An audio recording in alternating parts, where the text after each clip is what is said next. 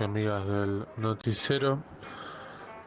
Vamos con algunas novedades de la NBA. Primero vamos a hablar del arbitraje porque esta semana se puso el foco sobre ello a partir del juego que se disputó entre Houston y Nueva York. Victoria de Houston, pero eso es casi anecdótico porque en la última jugada del partido, en un tiro de Aaron Holiday, los jueces cobraron una falta inexistente de Jalen Brunson, que saltó con sus brazos levantados, simplemente le hizo sombra el jugador de... Muy buenos días al equipo y la oyentada del noticiero. Vamos con tres noticias. Buenos días, amigos y amigas del noticiero. Vamos con algunas novedades de la NBA. Primero vamos a hablar del arbitraje porque esta semana se puso el foco sobre ello a partir del juego que se disputó entre Houston y Nueva York.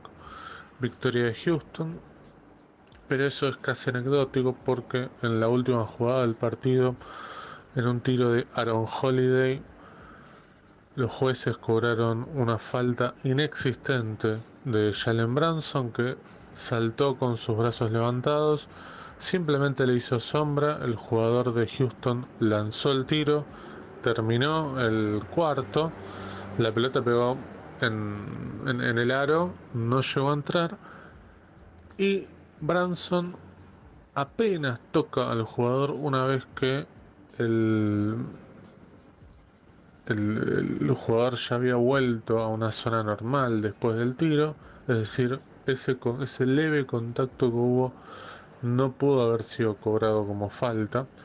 Incluso el juez principal del partido en conferencia de prensa dijo que la falta no existió, pero lamentablemente había sido cobrada, ¿sí?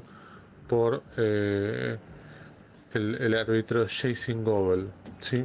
Que era el que estaba más cerca de la acción. El partido fue protestado por los New York Knicks al otro día. Recordemos que existe una posibilidad para la franquicia de poder eh, elevar una protesta, y la NBA tiene 5 días para tomarse para evaluar el caso, y 5 días más tarde va a determinar si el partido debe volver a jugarse o no. Tengamos en cuenta que el partido estaba empatado, que ese tiro fallado hubiera implicado ir directamente a tiempo suplementario. El último partido que bajo una protesta se volvió a jugar fue entre Atlanta Hawks y Miami Heat, cuando jugaba todavía en Miami Shaquille O'Neal. Sí, a Shaquille O'Neal lo habían expulsado por haber cometido 6 faltas, pero resultó que habían contado mal, porque Shaquille O'Neal había cometido 5, entonces su expulsión no había sido justa. El partido se volvió a jugar, pero con el dato de color que Shaquille O'Neal en el medio había sido traspasado a Phoenix Suns. Veremos qué es lo que sucede con esta protesta, si prospera para los New York Knicks o se le da finalmente el partido ganado a Houston. Muy buenos días al equipo y la oyentada del noticiero. Vamos con tres noticias en materia de política internacional que tuvieron lugar esta semana. El presidente de Brasil, Luis Inácio Lula da Silva, viajó a tierras africanas para visitar Egipto y Etiopía, dos países recientemente incorporados al bloque de los BRICS. En El Cairo, capital egipcia, acusó a Israel de no cumplir ninguna de las resoluciones de la ONU y ratificó el acompañamiento de Brasil a la denuncia de genocidio recientemente realizada por Sudáfrica ante la Corte Internacional de Justicia. La historia de Mamantula, la primera mujer argentina que fue santificada por el Vaticano, podemos decir la religiosa menos sumisa del siglo XVIII. María Antonia Paz y Figueroa es la primera santa argentina. Se hizo conocida recorriendo a pie las provincias del Río de la Plata para difundir el Evangelio en la época de la colonia. Se opuso a los mandatos que recaían sobre las mujeres de su época y amparó a lesbianas, adolescentes, prostitutas, embarazadas, hijos naturales, madres solteras y demás. Según ha relatado su biógrafa Cintia Suárez, ella quería ayudar y servir a un sector de la sociedad que estaba desposeído y olvidado, pero no como monja. De hecho, no hace voto de obediencia, sí de castidad y de pobreza, pero de obediencia bajo ninguna orden, según ha relatado su biógrafa. Continuamos en el noticiero y aguardamos por la presencia de mi amigo personal e individual, el señor Alejandro Nava, para hablar de economía de a pie, porque estimo, si ustedes están al tanto de lo que va sucediendo en los últimos días en nuestro hermoso y bello país, la Argentina, sabrán que tendremos cosas para hablar. Así que aguardamos, no tenemos que aguardar nada, yo ya lo veo ahí, Alejandro Nava, mi amigo individual, debo decir, y le doy la bienvenida, le abro el micrófono, le doy el espacio. En realidad yo no estoy haciendo todo eso, lo está haciendo Santino del otro lado en la operación técnica. Así que, Ale, el tiempo es tuyo, porque el tiempo además en radio es tirano. ¿Qué tal? Buenos días a la oyentada del noticiero. Sí, es tirano, como otros tiranos que gobiernan, pero no vamos a dar nombre para no dejar mal a otra gente. Bueno, sí, muy neutral el comentario para comenzar el bloque. Sí, neutral. Estamos tratando de ser lo más neutrales posibles. Como arbitraje de NBA, diría José Tripodero. Claro. Bien, vamos a contar hasta 1000 y vamos a arrancar con la sección de economía de a pie.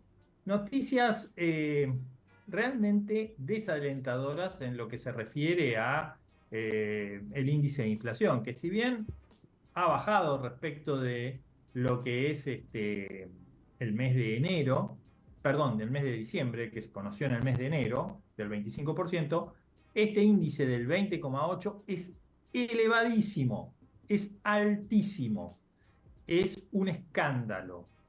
Y lo que más me duele no es el hecho en sí de conocer este índice, sino las palabras del presidente, que en un reportaje de hace 2 días indicó por primera vez en público, mencionó la ya conocida motosierra, pero añadió algo que hasta ahora era comentario de periodistas económicos, pero no de los funcionarios del gobierno. Mencionó la motosierra y mencionó la licuadora. Entonces, esto que estamos viviendo, estos índices de inflación que estamos conociendo, ya podemos decir con total seguridad y certeza que no son un producto del mercado, sino que son un efecto deseado por el gobierno.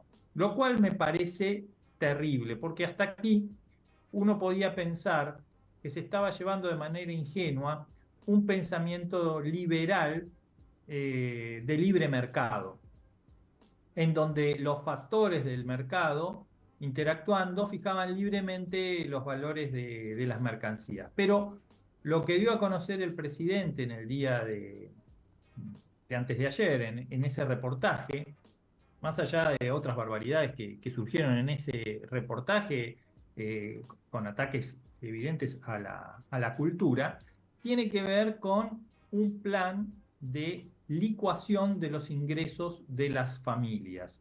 Y esto es terrible, porque es la peor forma de hacer una redistribución de la riqueza.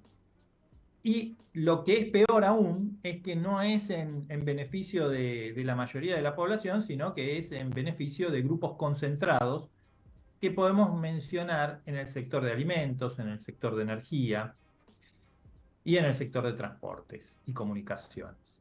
Entonces, esto sí me parece terrible, mucho más terrible que el índice en sí. El índice en sí ya lo conocimos, lo lo dimos a conocer en la gacetilla de prensa del noticiero. Fue el primer punto que se levantó, 20,6%. Esto, recordemos, es un índice de inflación promedio. La inflación en alimentos está aún por encima del índice promedio del 20,6%.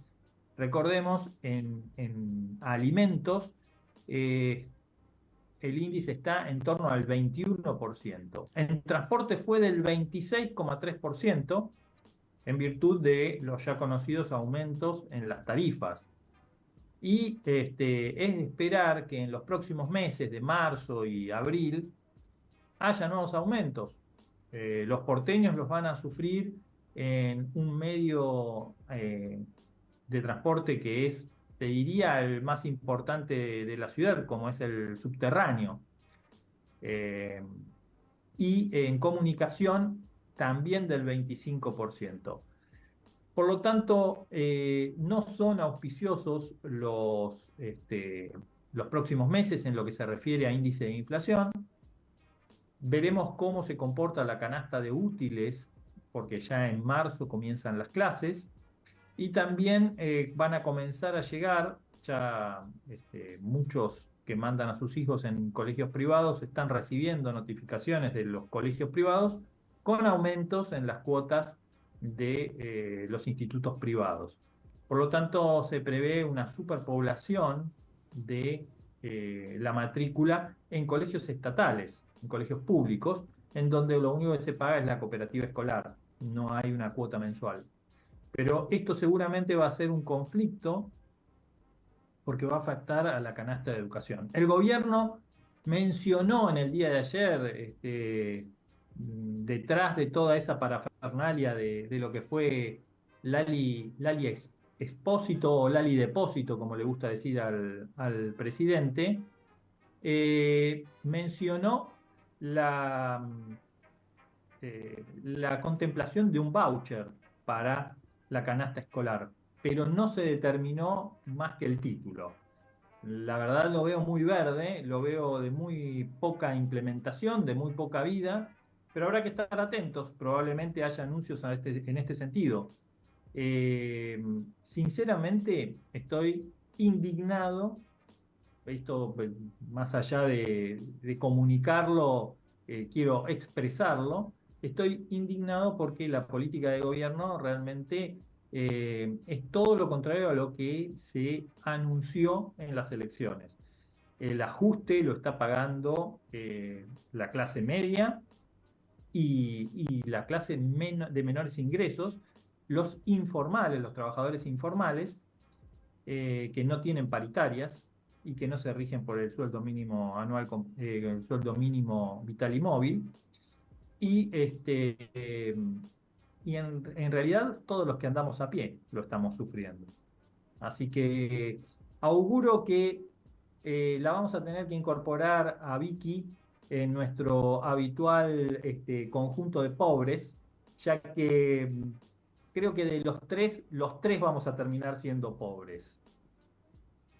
Bien, Ale, justamente ayer realicé la nota en el portal de noticias sobre la presentación de del primer índice de precios al consumidor del año, la inflación del mes de enero.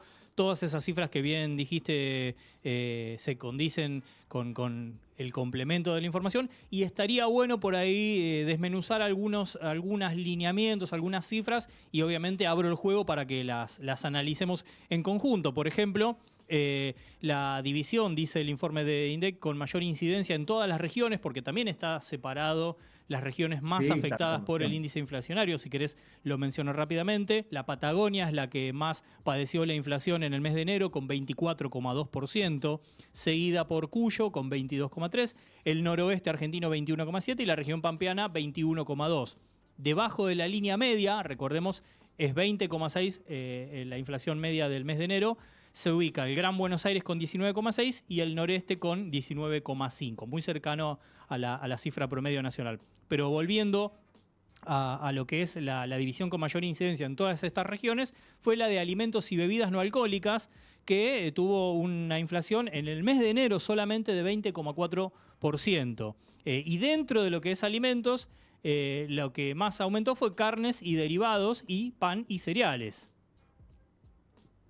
Sí, es sencillamente un ataque al bolsillo de la clase media y de las clases de menores ingresos. No se puede calificar de otra forma. Y en el mes de enero también aquellos sectores regulados de la economía, transportes, han sufrido un incremento del 26,6% en promedio. Esto sinceramente va a afectar el bolsillo. Se espera que estos índices se reproduzcan en los meses de marzo y de abril. Y también se está dando a conocer cuál va a ser el incremento en las tarifas de energía eléctrica. En el área del AMBA va a ser de alrededor del 150%. Este incremento, recordemos, le va a pegar de lleno a los sectores de mayores ingresos, y a los sectores de ingresos medios y bajos va a ser un poco menor. En los ingresos medios va a ser de alrededor del 130%, y en los ingresos menores va a ser del 70% el incremento en la tarifa, lo cual también se espera que se reproduzca para lo que es el suministro de gas. Recordemos también, hay incrementos de alrededor del 200%, del 250% en la tarifa de la garrafa social, lo cual es un dato no menor. Estamos a 3 meses del ingreso en el invierno, y esto va a afectar sin dudas a los hogares más pobres, los más necesitados, aquellos que no van a surtir efecto con un incremento en el sueldo mínimo, perdón, en el salario mínimo vital y móvil, o en paritarias, porque son sectores que no están dentro de la economía formal y por lo tanto son los más castigados. Ya venían siendo castigados, lo hemos mencionado cuando comentábamos las variaciones del RIPTE y de los salarios registrados, siempre iban perdiendo respecto de la inflación mensual y anual. Bueno, en estos meses están más que perdiendo, y generan un caldo de cultivo importante para algún tipo de conflictividad social. El Estado deberá poner una atención porque los caídos ya están caídos de hace más de 2 meses y no se está registrando, por lo menos en la cartera de Petovelo, ninguna política concreta y eficaz para contener a estos sectores sociales. Lo cual me duele más porque, digamos, esto no es fenómeno de la casualidad, reitero. La mención del presidente en su discurso de que no se negocia la motosierra y la licuadora hace referencia a que es un plan estratégico del gobierno para combatir el déficit fiscal. Es decir, nos está haciendo pagar el déficit fiscal a todos los ciudadanos. Así que no solamente hemos entrado en el conjunto de pobres, sino que estamos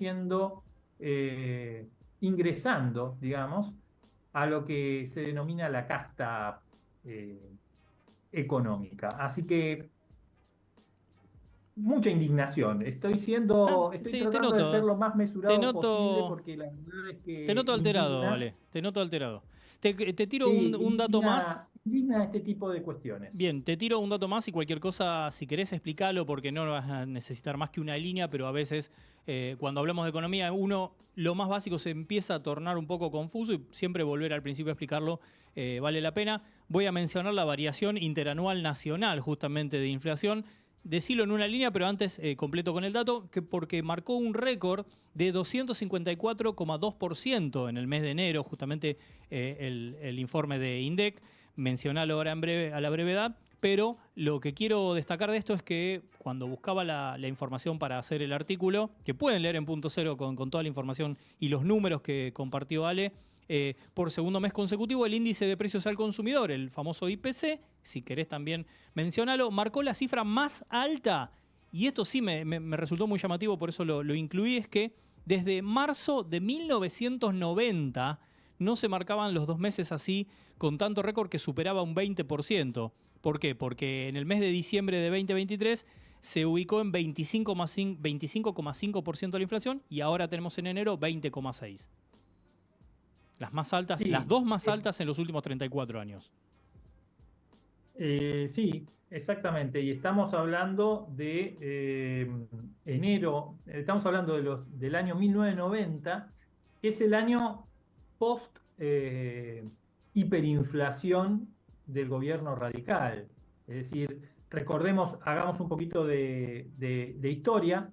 El gobierno de Raúl Alfonsín en el año 1989 tiene que anticipar la entrega del poder a la fórmula de Carlos Saúl Menem y Eduardo Duhalde en julio del año 89, porque al principio de 1989 la hiperinflación era terrible. O sea, estábamos hablando de índices de inflación de alrededor del 100%, ya no mensual, sino diario.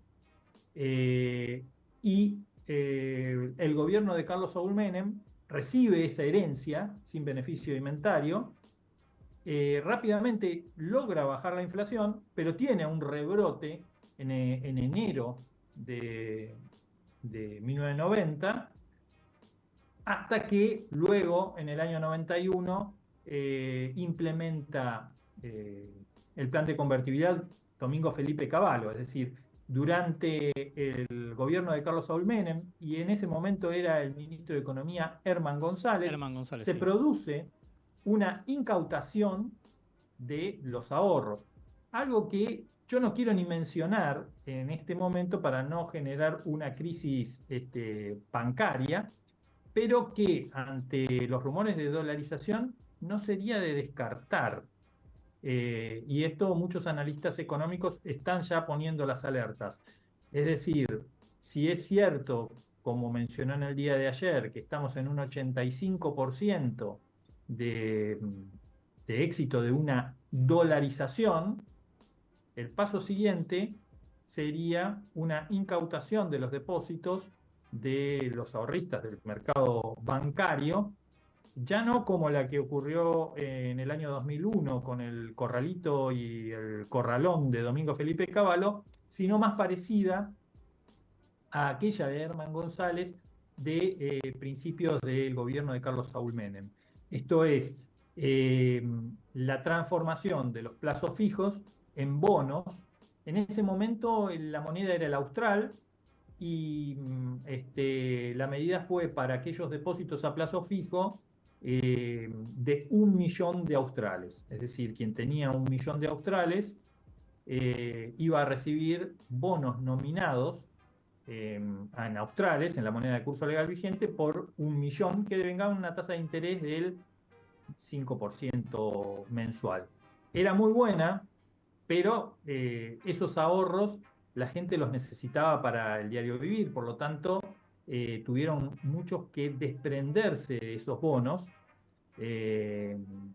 y el valor de mercado era del 60% de su valor nominal. Es decir, aquellos que tenían un depósito a plazo fijo de 1.000.000 de australes canjeaban esos bonos por 600.000 australes. Sería una tragedia, una verdadera tragedia. No creo que se vaya a implementar, pero no podemos dejar de descartarlo. También esto hace a mi mal humor y a mi fastidio. Estamos repitiendo recetas que en el pasado no funcionaron y causaron mucho dolor a la población. Así que habrá que estar muy atentos. Si se decidiera avanzar con este tema, vamos a escribir alguna nota con alguna reseña histórica, porque aquel fue un momento que generó mucha angustia y mucho malestar en la población. Es olvidado aquel periodo por el éxito que tuvo luego el plan de convertibilidad, pero yo creo que aquel fue un momento único e irrepetible. y no sé si estamos yendo por la senda correcta al tomar una medida tan irreversible como es la dolarización. Bien, Por Ale. eso esta es una advertencia a la que tenemos que estar muy atentos, más allá de los escándalos mediáticos del día de ayer. Sí, mucho más difícil también de revertir en el caso de que así suceda.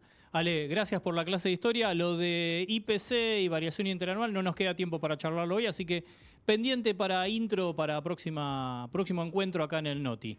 Pero más que felices de escuchar, bueno, este raconto histórico que tiene que ver siempre con la actualidad económica en nuestro país. Bueno, déjame saludar a Nahue y a Vicky y bueno, les mando un saludo grande a toda la oyentada del noticiero y a todos los que conforman el noticiero. Bien, Ale, muchísimas gracias por la economía de a pie y seguramente estaremos hablando el próximo viernes y en lo sucesivo con tu columna nunca mejor bautizada. Economía de a pie. Bien. Alejandro Nava y su magia, ¿sí? Verborrágica, verbal y de conocimiento.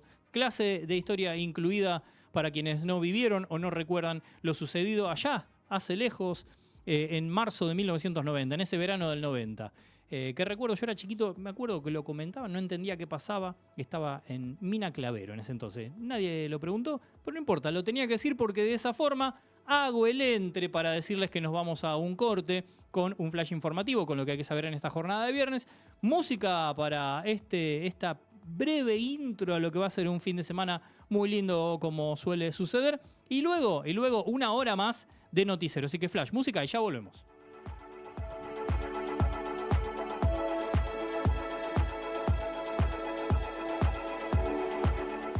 Primera del año.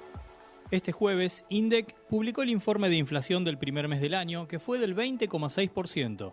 La canasta básica alimentaria aumentó 18,6% mensual y los rubros con mayor incremento fueron bienes y servicios, transporte y comunicación. Salario sin acuerdo.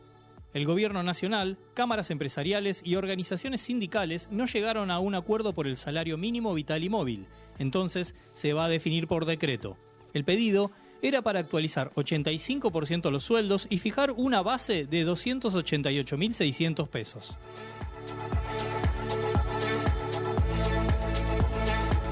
Secuelas de pandemia. Un estudio internacional concluyó que personas mayores de 60 años que tuvieron coronavirus tienen alta prevalencia en el deterioro cognitivo. Apoyado por la Organización Mundial de la Salud, por parte de Argentina solo participó la provincia de Jujuy.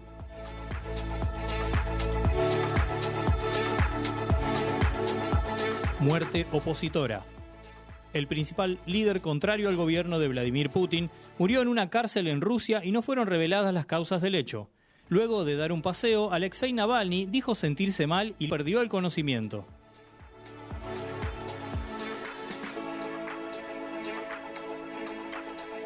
Ciudad Sudamericana. Club Ciudad de Buenos Aires superó este jueves a Farmaconde de Brasil por 3-1 y es finalista del Sudamericano de Clubes por primera vez en su historia. Este viernes a las 18:30 horas enfrenta a Sada Cruzeiro por la final y además Ciudad clasificó al Mundial de Clubes de vóley masculino. Una de arena. Este jueves, Argentina debutó en la Copa Mundial de Fútbol Playa en Emiratos Árabes Unidos con derrota 4-3 frente a Tahití. El seleccionado nacional este sábado enfrenta a Irán y el lunes próximo a España.